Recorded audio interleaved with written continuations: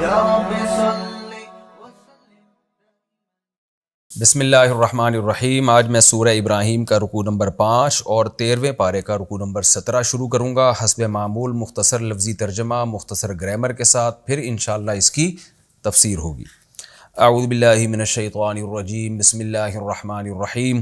الم تر الی الذین، کیا نہیں دیکھا آپ نے ان لوگوں کی طرف؟ یہ تعجب کے لیے استعمال کیا جاتا ہے، یعنی کتنے عجیب لوگ ہیں یہ۔ کون لوگ؟ بدلوا نعمت اللہ کفرن، جنہوں نے اللہ کی نعمت کو تبدیل کر دیا کفر سے۔ یہ تبدیل کا مطلب یہ نہیں ہوتا کہ ایک چیز دے کے دوسری لے لی، مطلب یہ ہے کہ دو اختیارات ان کو دیے گئے تھے کہ ایمان بھی لے سکتے ہیں کفر بھی، تو ایمان کو چھوڑ کر کفر کو اختیار کیا، تو اس کو بھی تبدیل سے تعبیر کیا جاتا ہے۔ کیا ان لوگوں کی طرف دیکھا آپ نے جنہوں نے اللہ کی نعمت کو چھوڑ کر کفر کو اختیار کیا؟ وَأَحَلُّوا قَوْمَهُمْ، أَحَلَّ يُحِلُّ إِحْلَالًا کا معنی اتارنا، حل يحل حلولاً اترنا، کہتے ہیں نا حلول کیا ہے فلاں نے۔ وَأَحَلُّوا قَوْمَهُمْ، اور انہوں نے اتار دیا اپنی قوم کو دار البوار، ہلاکت کے گھر۔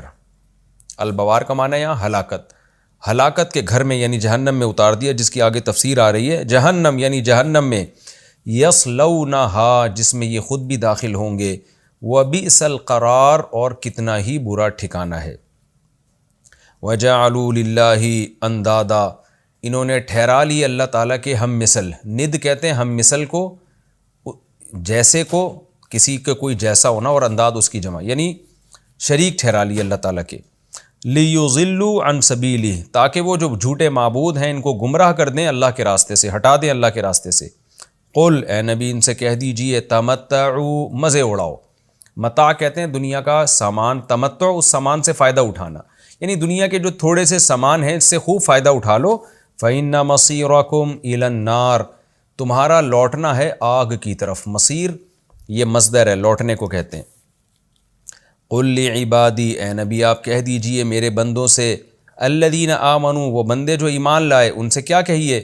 يُقِيمُوا الصَّلَاةَ، کہ وہ نماز کو قائم کریں، وَيُنْفِقُوا مِمَّا رَزَقْنَاهُمْ، اور جو رزق ہم نے ان کو دیا ہے اس میں سے خرچ کریں، سرًا چھپا کے بھی، وعلانیتاً اور دکھا کے بھی، من قبل ان یأتی یوم، اس سے پہلے کہ ایک ایسا دن آ جائے، لا بیع فیہ، جس میں کوئی خرید و فروخت نہیں ہوگی، ولا خلال، اور نہ دوستی ہوگی۔ خلا دوستی کو کہتے ہیں، اسی سے خلیل نکلا ہے، گہرا دوست، کوئی گہرا دوست نہیں ہوگا۔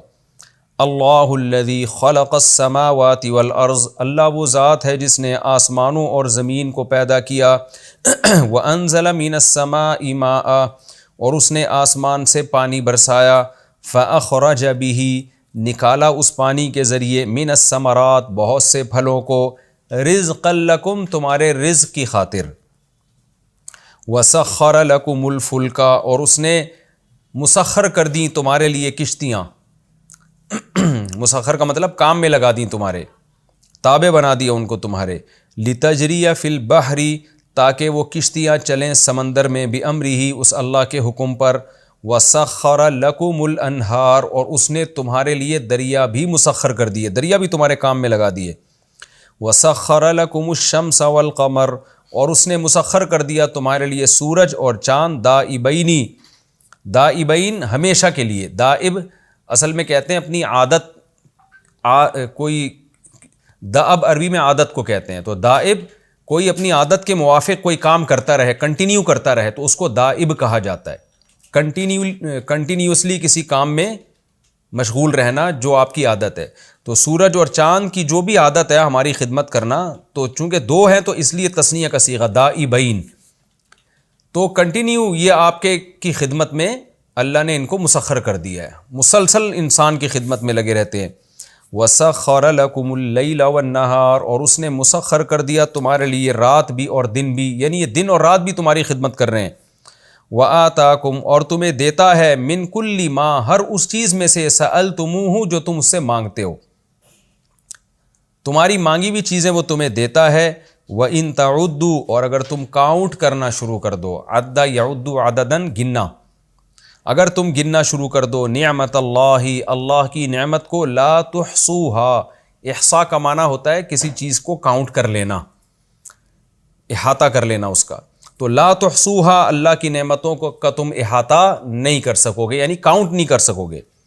ان الانسان، واقعی انسان، لظلوم، لام تاکید کے لیے ظلم ظالم کا مبالغہ ہے، بہت بڑا ظالم یعنی ناانصاف ہے۔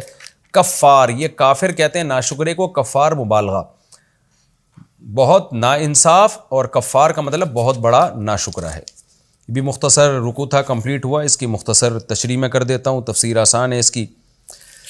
آپ کو پتہ ہے پچھلے رکوع میں اللہ نے کلمہ توحید کی مثال دی تھی کھجور کے درخت سے، اور جو شرک کا عقیدہ ہے، شرکیہ کلمہ ہے، اس کی مثال اللہ نے دی تھی حنظلہ کے درخت سے، حنظل کے درخت سے، ایک کڑوے درخت سے۔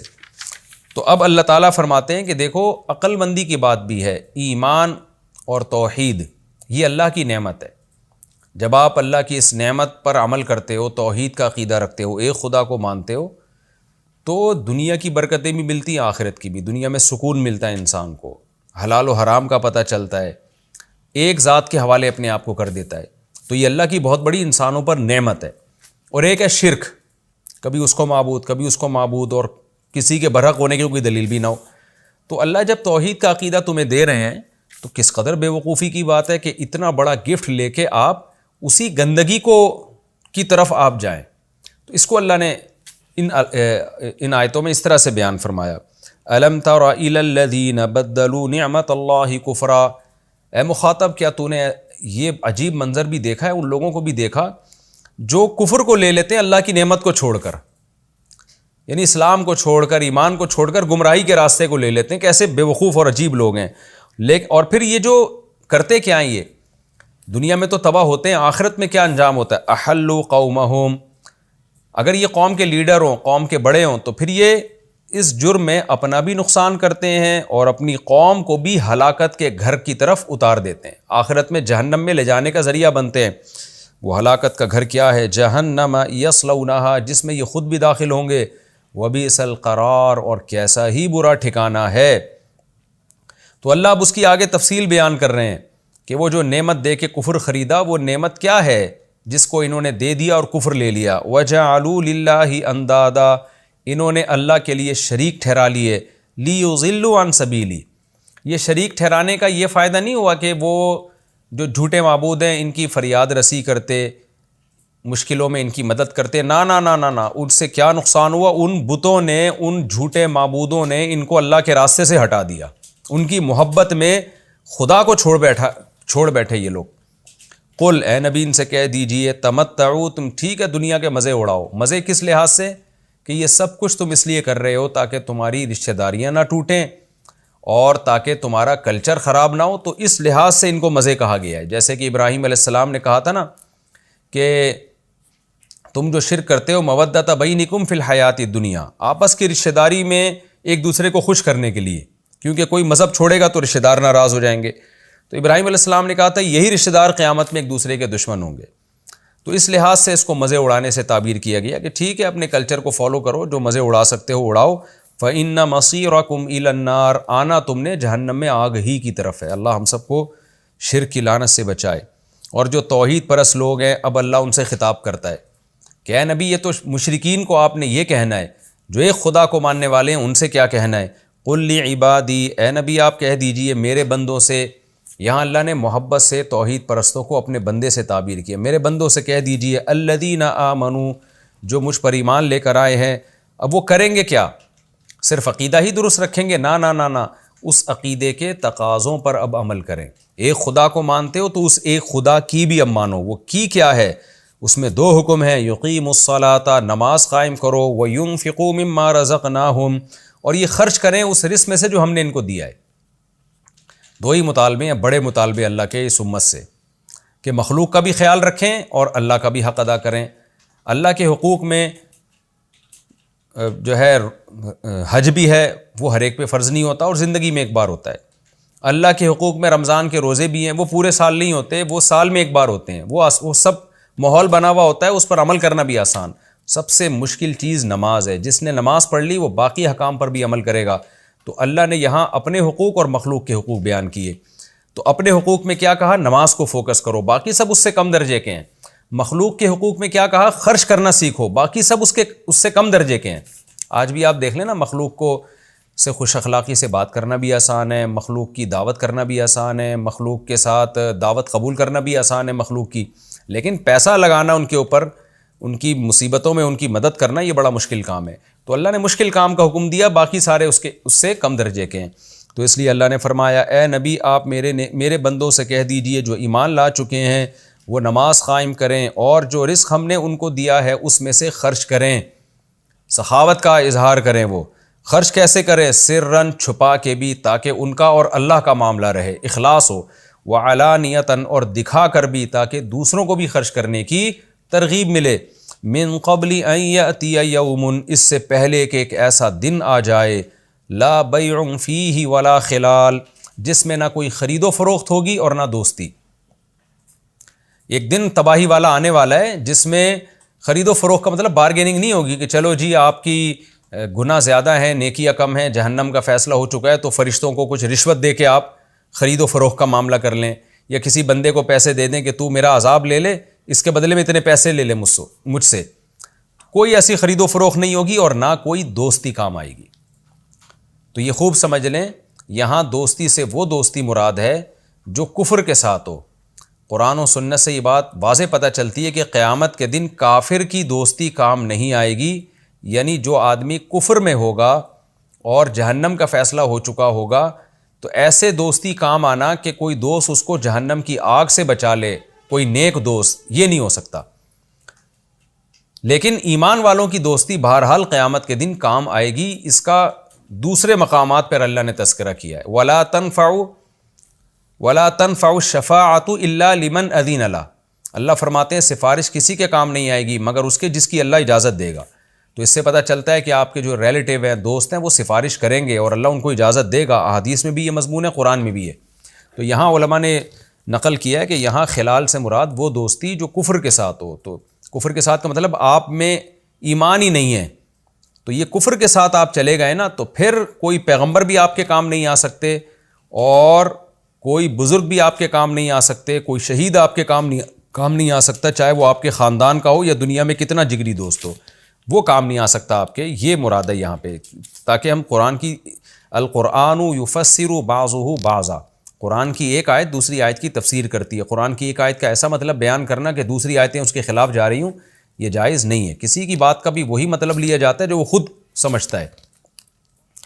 ہاں، تو ایک بات تو یہ پتہ چلی کہ دوستی سے کیا مراد ہے کہ اگر آپ دنیا میں کفر کے ساتھ چلے گئے نا تو پھر دوستی کام نہیں آئے گی، ایمان کے ساتھ گئے تو دوستی کام آئے گی۔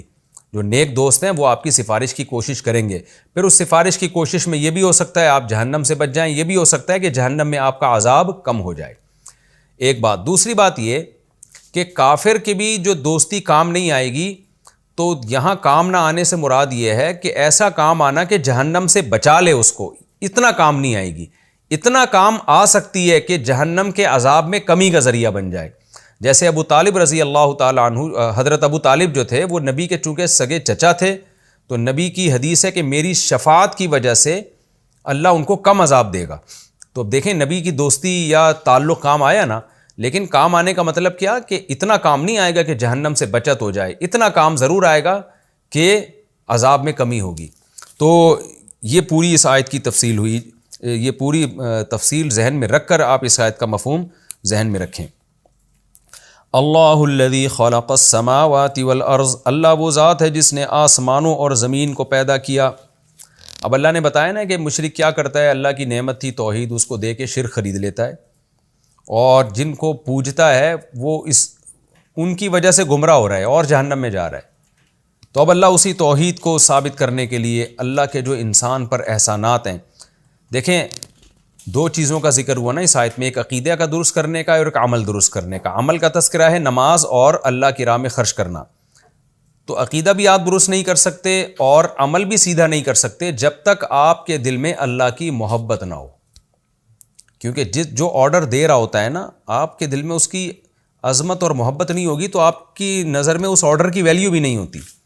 تو اب اللہ فرما رہے میں اللہ جس نے تمہیں توحید کا حکم دیا اور نماز کا حکم دیا اور مخلوق پر خرچ کرنے کا حکم دیا، وہ اللہ وہ ذات ہے کہ اس کے اتنے احسانات ہیں کہ ان احسانات کو تم گننا چاہو تو گن نہیں سکتے. تو ان احسانات کا وہ صرف اتنا تم سے تقاضا کر رہا ہے کہ نماز پڑھ لیا کرو اور میری راہ میں خرچ کر لیا کرو. اتنا سا مطالبہ بھی اگر تم پورا نہیں کرتے تو واقعی انسان بڑا ناانصاف اور بہت بڑا ناشکر ہے. تو یہ مضمون اللہ نے بیان کیا. اللہ الذی خلق السماوات والارض، اللہ وہ ذات ہے جس نے آسمانوں اور زمین کو پیدا کیا. وانزل من السماء ماء، اور اس نے آسمان سے پانی برسایا. آسمان سے مراد ہے بلندی سے. کل ما علاک فہو سما. عربی لغت کی کتابوں میں ہے کہ ہر وہ چیز جو بلند ہوتی ہے نا اس کو بھی عربی میں آسمان کہہ دیا جاتا ہے. فأخرج به من الثمرات رزقا لكم، پھر اس پانی کے ذریعے اس نے پھل نکالے تمہارے رزق پہنچانے کے لیے. کیسے کیسے پھل پیدا کیے. وسخر لكم الفلك لتجري في البحر بأمري، پھر اس نے کشتیاں مسخر کر دیں. فلک کا جب عربی میں قرآن میں لفظ آئے گا نا تو بحری جہاز بھی اس میں داخل ہوتے ہیں، ہر وہ چیز جو سمندر پہ تیرتی ہے. تو اللہ نے کیسے کشتیاں مسخر کر دیں، جیسے سورہ رحمان میں ہے وَلَهُ الْجَوَارِ الْمُنْشَآتُ فِي الْبَحْرِ كَالْأَعْلَامِ، وہ جو کشتیاں سمندروں میں پہاڑوں جیسی چلتی ہیں، یعنی جہاز جو ہیں سمندر کے وہ بھی اللہ ہی کے ہیں، یعنی اللہ ہی کے حکم سے تمہارے تابع ہیں. تو مسخر کا کیا مطلب، پانی کا کام تو ڈبونا ہے، لیکن اللہ نے پانی میں یہ خاصیت رکھی ہے کہ اتنے بڑے بڑے جہازوں کو اپنے سینے پہ رکھ کے وہ دھکیل دیتا ہے، اور کم وسائل میں آپ زیادہ بڑی تعداد میں سمندر کے ایک کنارے سے دوسرے کنارے تک چیزوں کو منتقل کر دیتے ہیں. آج ماہرین اس بات کے قائل ہیں کہ اگر سمندر نہ ہوتا تو خشکی پہ تجارت کرنا بہت مشکل تھا اور اس پہ وسائل بہت خرچ ہوتے، جس کے نتیجے میں چیزیں بہت زیادہ مہنگی ہو جاتی. تو اللہ نے سمندر بھی پیدا کیا اور اس میں پانی میں یہ خاصیت رکھی ہے سمندر کے کہ اتنے بڑے بڑے پہاڑ جیسے جہازوں کو وہ سمندر ڈبوتا نہیں اور اپنے سینے پہ رکھ کے چلتا ہے. ایک سوئی داخل کریں گے وہ ڈوب جائے گی، اتنا بڑا جہاز آپ اس کے پشت پہ رکھ دیں گے اور وہ پورا سامان، میں نے دیکھے ہیں وہ ڈاک یارڈ میں میں نے کچھ وقت گزارا ہے، تو اتنے بڑے بڑے جہاز پہاڑوں جیسے، یہ کنٹینر ایسے لگتا تھا چھوٹی چھوٹی ماچس کی ڈبیاں رکھی ہوئی ہیں، اور سمندر کے نیچے جتنا حصہ تھا وہ بھی بھرا ہوا ہوتا تھا خوراک سے. تو کیسے اتنی بڑی خوراک ایک ملک سے دوسرے ملک ایک ہی چکر میں جہاز لے جاتا ہے. یہی اگر سامان ہم ہوائی جہاز کے ذریعے، ٹرینوں کے ذریعے لے جانا چاہیں تو ٹھیک ٹھاک خرچہ آئے گا اس میں. تو اللہ تعالیٰ جگہ جگہ اس کا بھی تذکرہ کرتے ہیں. وَسَخَّرَ لَكُمُ الْفُلْكَ، اس نے ان کشتیوں کو اور جہازوں کو مسخر کر دیا. لِتَجْرِيَ فِي الْبَحْرِ بِأَمْرِهِ، تاکہ وہ سمندر میں اللہ کے حکم سے چلیں. اللہ نہ چاہیں تو یہ نہیں چلیں گی، یہ ڈوب جائیں گی. یہ اللہ کی قدرت ہے جو اللہ ان کو چلاتا ہے. اور قرآن میں دیگر مقامات پہ آتا ہے لِتَبْتَغُوا مِنْ فَضْلِهِ، تاکہ تم روزی تلاش کرو سمندر پہ. وَسَخَّرَ لَكُمُ الْأَنْهَارِ، یہ تو سمندر کا تذکرہ ہے، اور دریا بھی اس نے مسخر کر دیے تمہارے لیے. پہاڑوں پہ پانی برستا ہے پوری دنیا کو سیراب کرتا ہوا، کہاں سے آپ دیکھیں ہزاروں گاؤں آتے ہیں، بیچ میں درجنوں شہر آتے ہیں، سب کی کھیتیوں کو سیراب کرتا ہوا، سب کی زمین میں پانی جذب کرواتا ہوا. کنویں سے جو ہم پانی نکالتے ہیں بہت سا پانی تو دریا کے ذریعے جذب ہوتا ہے، پھر اس میں مچھلیاں بھی ہیں، پھر ماحول کی تبدیلی کا بھی بڑا فرق پڑتا ہے. ساری خدمتیں کرتا ہوا، بل کھاتا ہوا، کتنے لمبے لمبے فاصلے طے کر کے سمندر میں جا کے گر جاتا ہے. تو اللہ فرماتے ہیں وَسَخَّرَ لَكُمُ الْأَنْهَارِ، اس نے تمہارے لیے دریا بھی مسخر کیے. تو اس کی محبت کا تقاضا تھا، احسانات کا تقاضا تھا کہ نماز بھی قائم کرو اور اللہ کی راہ میں خرچ بھی کرو. وَسَخَّرَ لَكُمُ الشَّمْسَ وَالْقَمَرَ دَائِبَيْنِ، اور اس نے تمہارے لیے سورج کو اور چاند کو مسخر کیا. اور دائبین کنٹینیو وہ اپنے کام میں لگے ہوئے ہیں. ایک دن ایسا نہیں ہوتا سورج کہے بھئی آج میں بہت تھک گیا ہوں، لاکھوں سال ہو گئے مشرق سے نکل رہا ہوں مغرب میں غروب ہو رہا ہوں، بس آج بہت تھک گیا ہوں، آج میں ایک دن کا ناغہ کروں گا، سارا نظام عالم تباہ و برباد ہو جائے گا. فرمایا دونوں خدمت میں لگے ہوئے ہیں. وَسَخَّرَ لَكُمُ اللَّيْلَ وَالنَّهَارَ، اور اس نے تمہارے لیے رات اور دن کو بھی مسخر کیا. ایسا نہیں ہوتا کہ رات ہے تو رات ہی رات ہے، دن ہے تو دن ہی دن ہے. یہ دن جائے گا رات آئے گی، پھر رات جائے گی دن آئے گا. یہ دونوں تمہاری خدمت کر رہے ہیں. دن میں اور خدمتیں ہوتی ہیں تمہاری، دن کسی اور طرح سے تمہاری خدمت کرتا ہے، رات کی خدمت کا انداز مختلف ہے. دونوں خدمتوں کی ضرورت ہے، دونوں چیزیں اللہ نے ساتھ ساتھ لگا دی. وَآتَاكُم مِّن كُلِّ مَا سَأَلْتُمُوهُ، اور تم جو کچھ بھی اللہ سے مانگتے ہو اس میں سے تمہیں دیتا ہے، اس میں سے تمہیں دیتا ہے. کیا مطلب؟ من تبعیضی ہے، جو کچھ بھی تم مانگتے ہو اس میں سے بھی تمہیں دیتا ہے. یعنی یہ وہ چیزیں ہیں جو بغیر مانگے دے دیں، اور بہت سی چیزیں تمہیں مانگنے پر بھی دے دیتا ہے وہ. کتنی ہماری دعائیں بھی قبول ہوتی ہیں, بہت سی دعائیں تو ہماری ایسی قبول ہو رہی ہوتی ہیں ہمیں پتہ ہی نہیں ہوتا, ہم تو دعا مانگ کے بھول گئے ہوتے ہیں, لیکن اللہ کہتا ہے ان میں سے بھی بہت کچھ تمہیں دے رہا ہوتا ہوں. یہاں یہ اشکال ہو سکتا ہے کہ دعائیں تو حدیث میں آتا ہے ساری دعائیں قبول ہوتی ہیں جو مومن کی. دیکھیں مومن کی دعائیں تو ساری قبول ہوتی ہیں, لیکن بعض دفعہ رد بھی ہوتی ہیں. کوئی حرام کھا رہا ہے اس بیس پہ دعا رد ہو جاتی ہے. تو حدیث میں جو آتا ہے نا ہر دعا قبول ہوتی ہے, تو وہ دعا جس میں دعا کی قبولیت کے ساری شرطیں پائی جائیں تو وہ دعائیں ساری قبول ہوتی ہیں. اور اس میں بھی قبولیت کا طریقہ مختلف ہوتا ہے نا. بعض دفعہ وہ دعا کا ظاہر نہیں ملتا, اللہ اس کے بدلے میں ثواب دے دیتے ہیں, لیکن دعا ایسے قبول ہونا کہ جو مانگ رہے ہیں وہ مل جائیں, وہ تو عام طور پر کسی کی ساری قبول نہیں ہوتی. وہ تو آگے حضرت ابراہیم علیہ السلام کی دعا کا تذکرہ آ رہا ہے, اس میں بھی کچھ اللہ نے قبول کی, کچھ اللہ کی حکمت یہ تھی کہ وہ قبول نہیں کی, وہ آخرت میں ابراہیم علیہ السلام کے لیے ذخیرہ کر دیا اللہ نے. وَإِن تَعُدُّوا نِعْمَةَ اللَّهِ, اگر تم شمار کرنا چاہو اللہ کی نعمتوں کو, لا تحصوها, تو تم شمار نہیں کر سکتے. اللہ نے چند نعمتیں بیان کی ہیں, یہ تو صرف احساس دلانے کے لیے, ورنہ اللہ کہتے ہیں اگر تم صبح بیٹھو نا کیا کیا اللہ کے احسانات ہیں, تو لکھتے لکھتے دوسرے مقام پہ آتا ہے قلم ختم ہو جائیں گے دنیا میں, درخت ختم ہو جائیں گے جن سے قلم بنایا جاتا ہے, اور سمندر کی سیاہی خشک ہو جائے گی, سمندر کو اگر سیاہی بنا لیا جائے, لیکن اللہ کی نعمتیں اور اللہ کی تعریفیں خشک وہ ختم نہیں ہوں گی. ان الانسان لظلوم کفار, یہ دلائل دے کے اللہ نے دعویٰ بڑا زبردست کیا کہ انسان واقعی تھوڑا بے انصاف نہیں, بہت بڑا ظالم ہے, بہت بڑا بے انصاف ہے, اور تھوڑا ناشکرہ نہیں, بہت بڑا ناشکرہ ہے. میجورٹی تو اسی طرح ہی اس وجہ سے انسان سے تعبیر کیا, باقی کچھ لوگ شکر گزار بھی ہوتے ہیں, لیکن میجورٹی جس طرح سے اللہ نے انسان کی وہ صفت بیان کی کہ اتنی نعمتوں کے باوجود بھی کیسی ناقدری کرتے ہیں نعمتوں کی, اور اللہ کے حکام پر عمل نہیں کرتے. یہ ہمارا رکوع الحمدللہ کمپلیٹ ہو گیا. اس رکوع میں جو اہم چیز ہے, توحید کی اہمیت تو ہر جگہ بیان ہوئی ہے, یہاں بھی ہے, لیکن ایمان والوں کے جو دو اعمال اللہ نے بیان کیے نا, نماز اور خرچ کرنا, اس کی عادت ڈال دیں. اتنی نماز پڑھیں کہ نماز سے محبت پیدا ہو جائے. ہم علماء سے سنتے ہیں کہ آج نا مسلمان کو نماز سے وحشت ہے, نماز کا ٹائم آئے گا نا تو ایسا لگتا ہے جیسے کوئی طوفان آ رہا ہے یا کوئی مصیبت اس کے اوپر نازل ہو گئی ہے. تو اتنی کثرت سے نماز پڑھنی چاہیے کہ نماز میں دل لگنے لگے اور لطف آنے لگے انسان کو نماز میں, اس کی عادت ڈالنی چاہیے. اور خرچ کرنے کی بھی ہمیں عادت ڈالنی چاہیے, اور اللہ کی نعمتوں میں ہمیں غور کرنا چاہیے. ہمارا رکوع کمپلیٹ ہو گیا, اب ہم اگلے رکوع کی طرف چلتے ہیں. سورہ ابراہیم کا رکوع نمبر 6 اور 13ویں پارے کا رکوع نمبر 18. حسب معمول اس رکوع کا مختصر لفظی ترجمہ گرامر کے ساتھ, پھر انشاءاللہ اس کی تفسیر. بسم اللہ الرحمن الرحیم.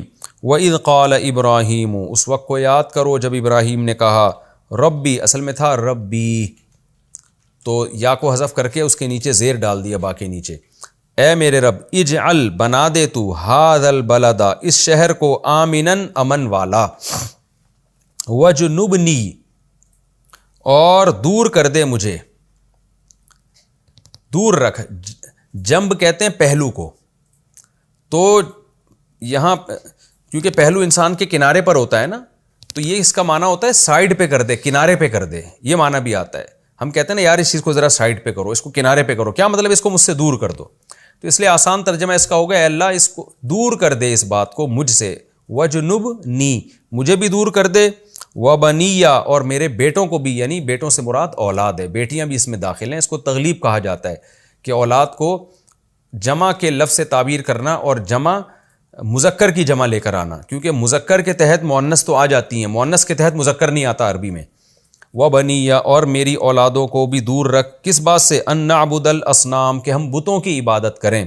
صنم عربی میں بت کو کہتے ہیں, جو پتھر کے بنے ہوئے ہوتے ہیں نا, جو مورتیاں بنی ہوئی ہوتی ہیں, اس کو صنم کہتے ہیں.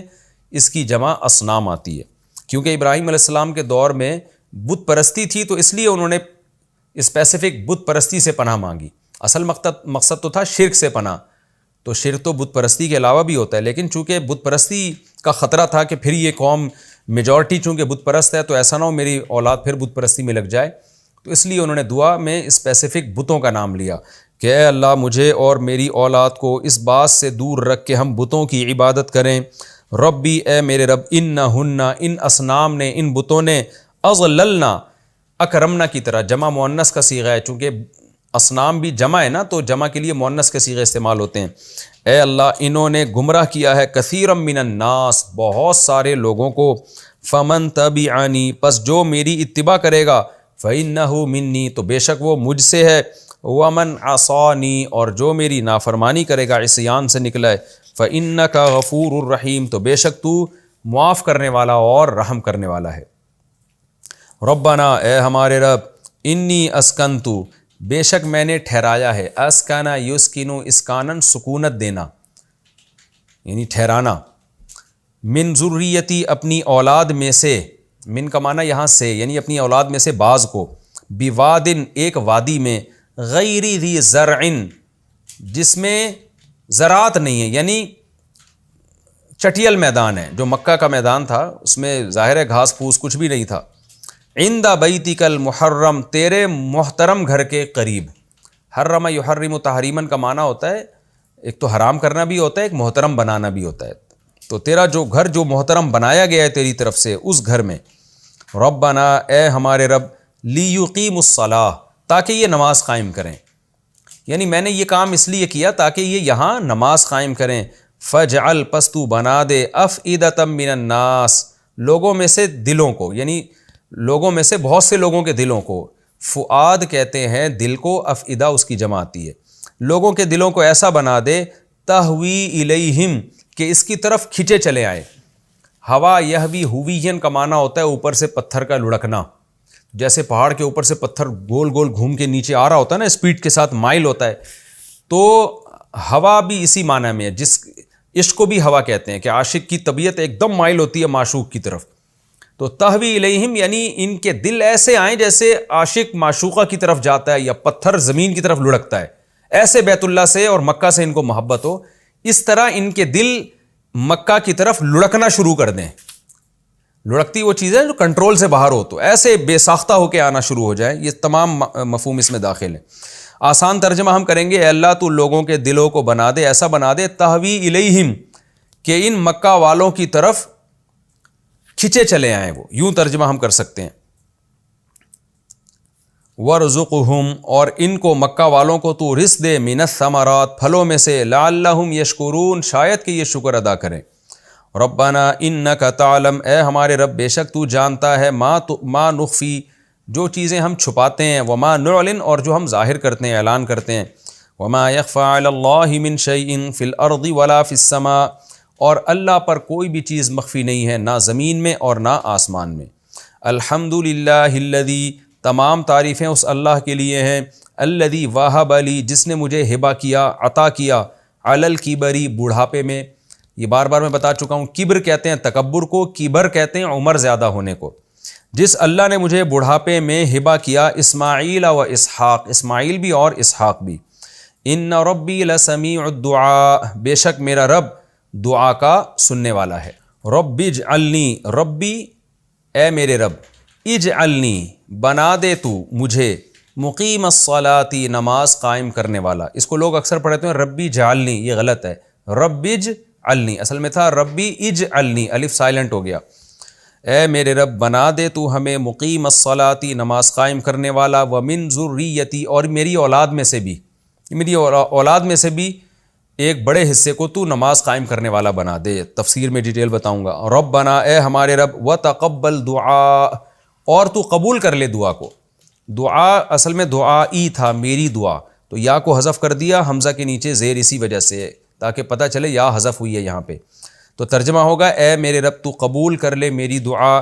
ربنا، اے ہمارے رب، اغفر لی، تو میری مغفرت کر دے. ملا کے پڑھیں گے، ربنا اغفر لی، ولوالدی، اور میرے والدین کی مغفرت کر دے، وللمؤمنین، اور مومنین کی بھی مغفرت کر دے. کب؟ یوم یقوم الحساب، جس دن حساب قائم ہوگا.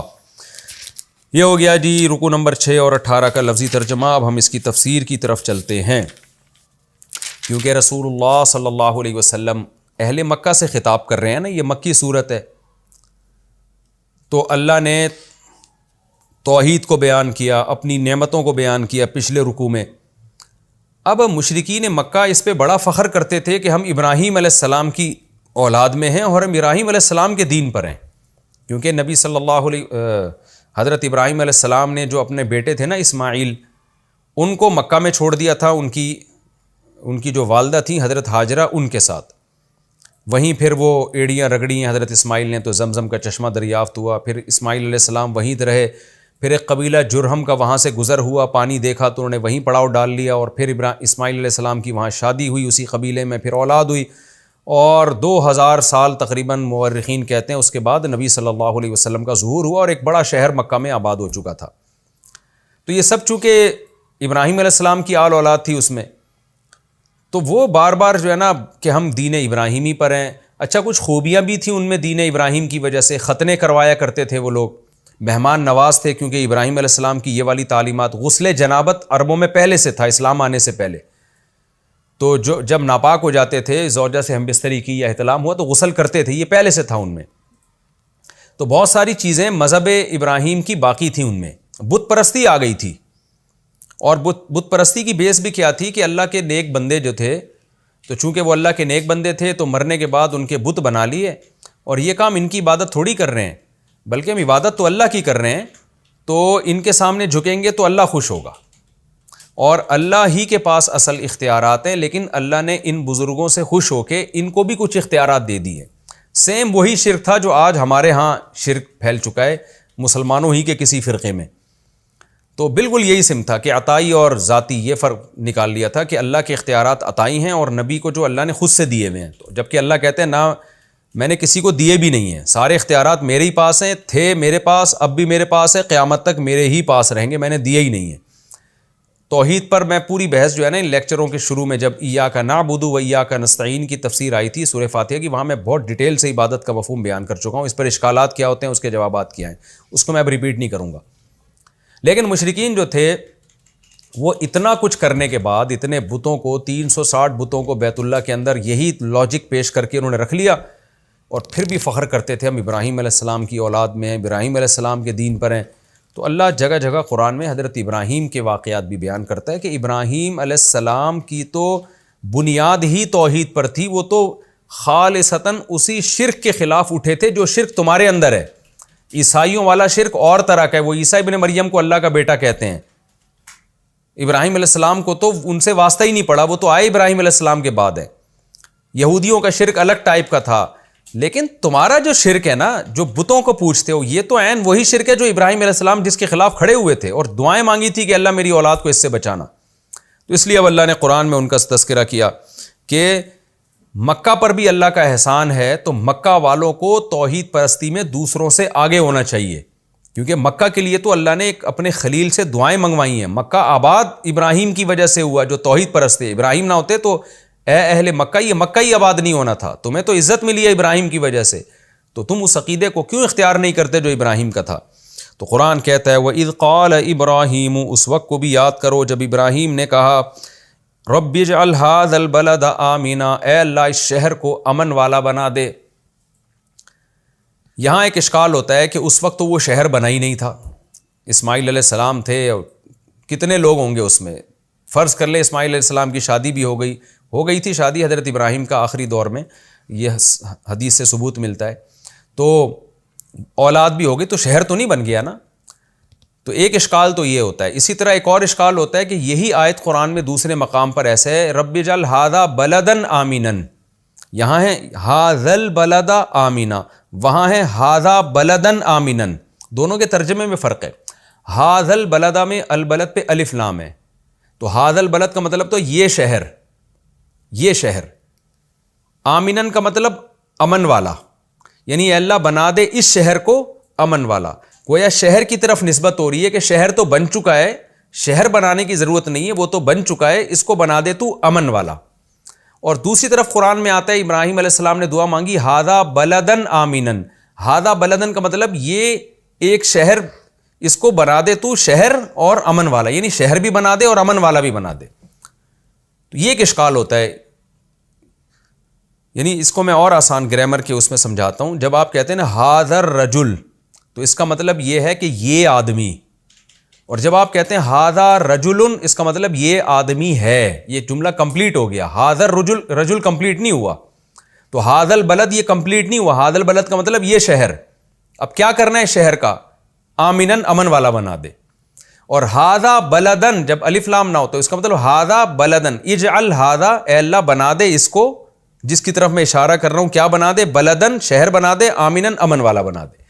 تو یہ دو اشکال ہوتے ہیں کہ شہر تھا ہی نہیں تو اس کو شہر کیسے کہہ دیا، اور دوسرا اگر شہر کہا تو دوسرے مقام پہ تو نہیں شہر کہہ رہے بلکہ کہہ رہے ہیں شہر بھی بنا، امن والا بھی بنا۔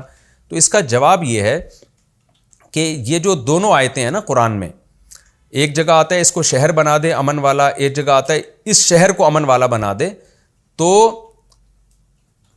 اصل بات تو یہی ہے کہ اس وقت مکہ شہر بنا نہیں تھا۔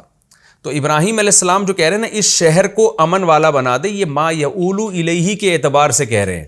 ما یعولو کا مطلب وہ چیز جو شہر بننے والی ہے اس کو پہلے سے شہر سے تعبیر کیا جا رہا ہے۔ اس کی مثال ایسے ہے جیسے آپ سونا لے کے جاتے ہیں سونار کے پاس، ابھی کچھ بھی نہیں بنا، آپ اسے کہتے ہیں یہ اس کو اچھی انگوٹھی بنا دو آپ، تو مطلب کیا ہوتا ہے کہ میں اس کو انگوٹھی اس لحاظ سے کہہ رہا ہوں کہ فیوچر میں اس نے انگوٹھی ہی بننا ہے لیکن اچھی بن جائے۔ یہ تو انگوٹھی کی الگ سے تصریح نہیں کرتے۔ اب آپ سونار کے پاس گئے خام سونا لے کے، آپ نے کہا اس کو اچھی سی انگوٹھی بنا دیں، سونار یہ تھوڑی کہتا ہے پہلے آپ یہ کہو کہ اس کو انگوٹھی بنا دیں پھر یہ کہو کہ اس کو اچھی بنا دیں، اب یہ انگوٹھی ہے ہی نہیں تو آپ اچھی کیسے کہہ رہے ہو؟ تو ہم کیا کہیں گے بھائی، جب اچھی انگوٹھی کہہ دیا تو اس میں ضمناً خود بخود ہی یہ بات آ گئی ہے کہ انگوٹھی بھی بنانی ہے، تو میں اچھی کو اس لیے فوکس کر رہا ہوں کہ انگوٹھی تو بناؤ گے ہی مجھے پتہ ہے لیکن اچھی بنانا۔ تو یہاں بھی یہی ہے کہ ابراہیم علیہ السلام نے ایک موقع پہ فرمایا کہ اللہ تو اس کو شہر بنا دے امن والا، تو ابراہیم علیہ السلام کو پتا تھا شہر تو بننا ہی ہے، تو اس لیے فرمایا کہ شہر جو یہ جو شہر ہے نا جو فیوچر میں شہر بنے گا اس کو امن والا شہر بنانا ہے۔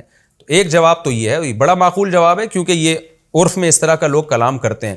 دوسرا یہ بھی ممکن ہے کہ ابراہیم علیہ السلام نے یہ دعا 2 دفعہ مانگی ہو، ایک دفعہ اس وقت جب یہ شہر تھا ہی نہیں تو اس وقت یہ دعا مانگی ہاذا بلدن آمنن، اے اللہ اس کو شہر بھی بنا اور امن والا بھی بنا، پھر بڑھاپے میں جب دوبارہ گئے ہوں تو پھر اس وقت یہ کچھ نہ کچھ شہر کی شکل نکل آئی ہو، تو ابراہیم علیہ السلام نے پھر یہ دعا مانگی ہو اللہ اس کو شہر بنا، اور ایسا یعنی اس شہر کو جو شہر تو بن چکا ہے امن والا بنا دے۔ دونوں باتیں مفسرین نے نقل کی ہیں اور دونوں باتیں معقول ہیں۔ خیر، تو ابراہیم علیہ السلام نے دعا مانگی اے اللہ اس شہر کو امن والا بنا دے، وَجْنُبْنِي وَبَنِيَّ أَن نَّعْبُدَ الْأَصْنَامَ، دو دعا مانگی، ایک روحانی ترقی کی دعا اور ایک مادی ترقی کی دعا، یعنی مکہ کے لیے 2 دعائیں مانگی ابراہیم علیہ السلام نے۔ ایک بلکہ ہم اگر کہیں کہ یہ پہلے دعا مانگی کہ اس کو شہر بنا دے تو یہ 3 دعائیں ہو گئیں۔ پہلی دعا اللہ اس جگہ کو شہر بنا، دوسری دعا جو مادی ہے یعنی دنیاوی فائدے کی امن والا بنا، تیسری وَارْزُقْهُم مِّنَ الثَّمَرَاتِ، اے اللہ اس میں پھل پیدا کر دے۔ یہ 3 بیسک دعائیں، اور ہم چوتھی بھی اس میں اگر ایڈ کر لیں اس کا تعلق ہے تو روحانیت سے، یعنی اس کو ایسا بنا کہ لوگ اس کی طرف مائل ہوں، لیکن ہم اس کو روحانی بھی فائدہ ہے اور مادی فائدہ بھی ہے۔ ظاہر ہے جس شہر کی طرف لوگوں کو اٹریکشن ہوگی تو اگرچہ وہ عبادت کے لیے آ رہے ہیں لیکن اس سے شہر والوں کا بھی تو فائدہ ہوگا نا، تجارت کو فروغ ملے گا۔ تو ہم یہ والی جو دعا ہے اس کو ہم روحانی بھی مانتے ہیں اور مادی بھی مانتے ہیں۔ تو اب خلاصہ یہ نکلا کہ 4 مادی دعائیں ابراہیم علیہ السلام نے مکہ کے لیے مانگی اور ابراہیم علیہ السلام نے 2 روحانی دعائیں مانگی ہیں آخرت کے فائدے والی۔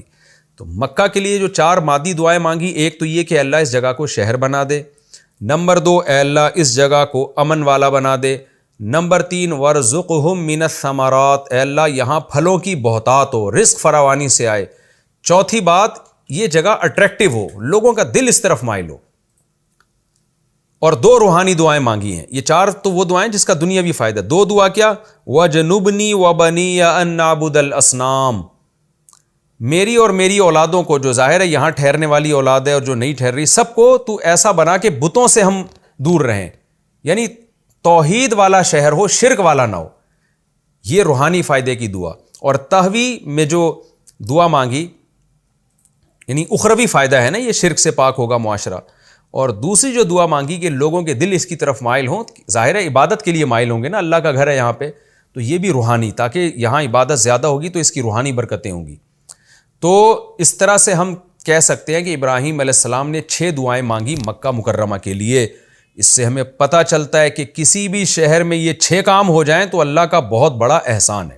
نمبر 1، کوئی علاقہ شہر بن جائے، گاؤں نہ ہو، تو یہ بھی اللہ کی نعمت ہے، کیونکہ شہر میں آپ کو سہولتیں زیادہ ملتی ہیں، شہر میں تہذیب زیادہ ہوتی ہے، اسی لیے علماء کہتے ہیں کہ گاؤں کی نسبت شہر میں زندگی اختیار کرنا یہ زیادہ فائدے کی چیز ہے، بشرطے کہ بے حیائی اور ان چیزوں سے انسان بچے، اس میں انسان کا مینٹل لیول بھی اوپر جاتا ہے۔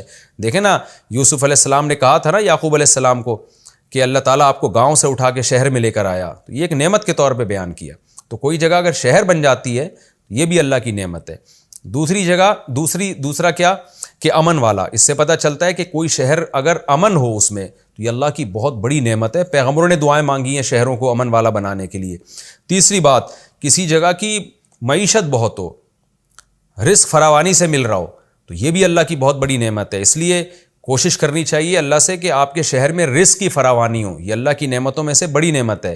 دوسرا، آپ کا شہر ایسا ہو کہ لوگوں کی اس کی طرف اٹریکشن ہو، لوگ چاہیں کہ کاش ہم بھی کراچی میں رہتے، کاش ہم بھی جناب دور دراز سے یہاں آ کے رہتے، تو یہ آپ کے لیے بڑی نعمت تھی۔ کاش ہم بھی لاہور میں رہتے، کاش ہم بھی اسلام آباد میں رہتے۔ تو اب جو شہر بھی اس کرائٹیریا پہ پورے اترتے ہیں تو ان کو اللہ کا شکر ادا کرنا چاہیے، اور جو شہر اس پہ نہیں اترتے، جیسے کراچی الحمدللہ بھنگی خانہ بنا ہوا ہے، تو میں تفسیر میں اس طرح کی باتیں کرتا نہیں ہوں، لیکن اب بنا ہوا ہے تو کیا کریں، بات آ گئی ہے۔ تو کراچی والوں کو دعا بھی مانگنی چاہیے کہ اللہ اس بھنگی خانے کو ایسا بنا دے کہ لوگوں کی، صاف ستھرے لوگوں کی اس کی طرف طبیعت مائل ہو، اچھے پڑھے لکھے صاف لوگ کہیں کہ بھئی کراچی چل کے رہتے، کیونکہ سب سے صاف شہر دنیا میں کراچی ہے۔ تو یہ ایک سمجھانے کے لیے میں نے مثال دی ہے کہ یہ شہر کا ایسا ہونا کہ لوگ اس کی طرف مائل ہوں، یہ بھی اللہ کی نعمتوں میں سے ایک نعمت ہے۔ اور دو نعمتیں اور، کہ وہ میلان اگر دین کی وجہ سے ہو تو یہ بھی اللہ کی بہت بڑی نعمت ہے۔ جیسے مکہ کی طرف ہمارا میلان کیوں ہے؟ وہاں اللہ کا گھر ہے، وہاں ہم حج کرتے ہیں، عمرہ کرتے ہیں، عبادت کرتے ہیں۔ تو اگر کسی شہر میں لوگ دین کی وجہ سے اس کو ترجیح دیتے ہیں کہ جی وہاں دینی مدارس بہت ہیں، وہاں علماء بہت ہیں، دین کا علم بہت ہے، وہاں پر جماعتیں بہت نکلتی ہیں، وہاں پہ درس قرآن کے حلقے بہت ہیں، تو یہ بھی اس شہر والوں کے لیے اللہ کی بہت بڑی نعمت ہے کہ آپ کے پاس زیادہ علماء ہیں، آپ کے علماء زیادہ دنیا میں کام کر رہے ہیں، آپ کے پاس مدارس بہت ہیں، اس وجہ سے بھی لوگ یہاں سیٹل ہونے کو ترجیح دیتے ہیں۔ تو یہ روحانی نعمت ہے۔ اور کسی شہر کا شرک سے پاک ہونا، وہاں مزار نہیں ہے، وہاں قوالیوں کی مزاروں پہ محفلیں نہیں ہیں، وہاں جو ہے وہ مجاور نہیں ہے مزاروں پہ جو شرک کے اڈے بنے ہوئے ہیں جیسے مزار، تو یہ بھی ایک شہر والوں کے لیے فخر کی بات ہے کہ ہمارے شہر میں توحید ہے، بت پرستی نہیں ہے۔ تو یہ ہمارا وقت چونکہ کمپلیٹ ہو چکا ہے، تو میں انشاءاللہ اگلے ایپیسوڈ میں انشاءاللہ یہ جو آیت ہے ربی انہن اضللن کثیرا من الناس، یعنی سورہ ابراہیم کا رکوع نمبر 6 اور 13ویں پارے کا رکوع نمبر 18، یہ میں دوسری آیت سے، اس رکوع کی جو دوسری آیت ہے ربی انہن اضللن کثیرا من الناس، یہاں سے انشاءاللہ اس کی اگلے ایپیسوڈ میں میں تفسیر شروع کروں گا۔ اللہ تعالی ہمیں سمجھنے کی، عمل کرنے کی توفیق عطا فرمائے۔ وما علینا الا البلاغ۔